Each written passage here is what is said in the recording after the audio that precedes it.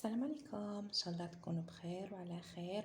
اليوم راني جيتكم فيديو جديد. هذا الفيديو راح نوجدوا فيه الفول. عندي هذا الفول الفصاص. راح نوجدوا طبق تقليدي، هو الفول مشرمل على طريقتي. نتمنى انها تعجبكم وراح تكون خفيفه ظريفه عليكم. اذا نبدا مباشره في الوصفه تاعنا. نجيبوا هكا لا كوكوط تاعنا، نشعلها على نار قليله. نبداو نديروا فيها حوالي 4 ملاعق تاع الزيت.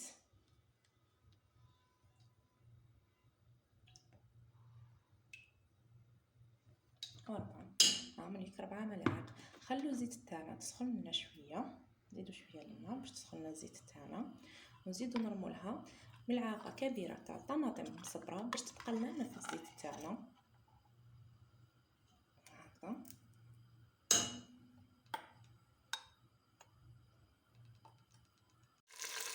اذا نحرك شويه زيت الطماطم تاعنا باش تبقى لنا في الزيت. نضيفوا لها 4 سنينات تاع ثوم قطع مربعات صغيره، ولا اللي حاب يبشرهم ماشي مشكل، ديروا كيما حبيتوا.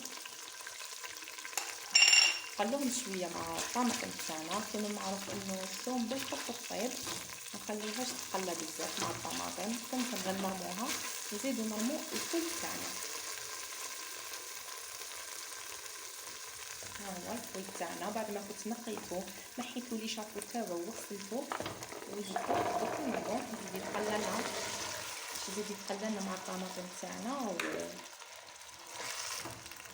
والثوم.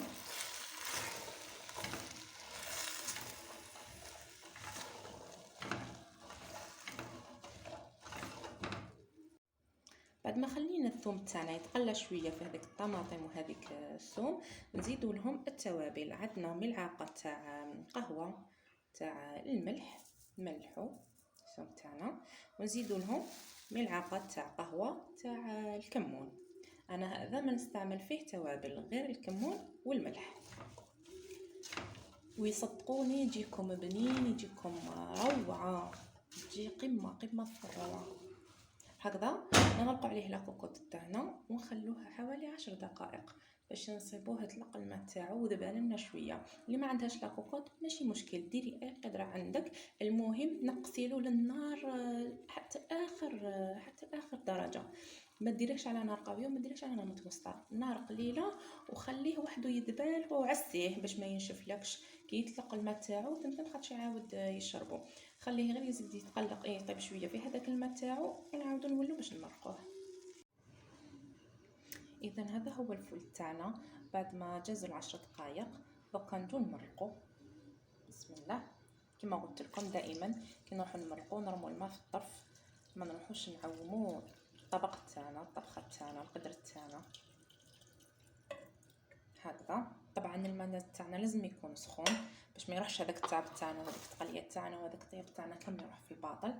ودوكا نعاودو نتلاقاو في صحن التقديم. هكا نخلو حتى يطيب لنا. انا على كل حال دوكا كي فتحت له كان طاب، نخلو غير المرقه تاعنا برك تثقل لنا وتختار لنا، ونحطوه في طبق التقديم ونتلاقاو بعد شويه. اذا وصفتنا لنهار اليوم راهي جاهزه. في الاخر زينا الصحن تاعنا بشويه تاع القزبر وبرج تاع الليمون.